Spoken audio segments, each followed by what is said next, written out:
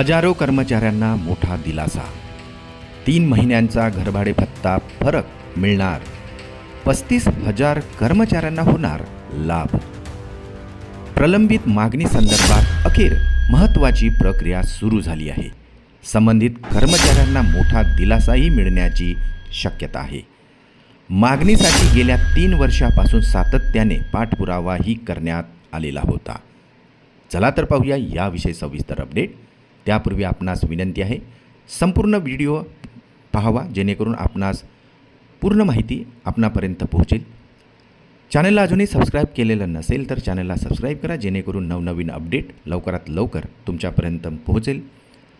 समोरील बेल आयकॉनला प्रेस करायलाही विसरू नका, ज्यामुळे नवनवीन अपडेटसुद्धा लवकरात लवकर मिळेल आणि ही अत्यंत कामाची बातमी आपल्या सहकारी मित्रांना शेअर करायला विसरू नका.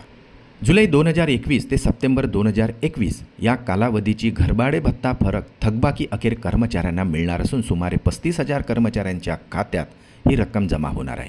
संघटनेच्या 3 वर्षाच्या सातत्याच्या पाठपुराव्याला यश मिळालं असल्याने कर्मचाऱ्यांना आता मोठा दिलासा मिळालेला आहे. जुलै 2021 पासून शासकीय कर्मचारी तसेच शिक्षक कर्मचारी यांचे घरभाडे भत्त्यात वाढ करण्यात आलेली होती. ही वाढ 24% वरून 27% पर्यंत करण्यात आली आहे.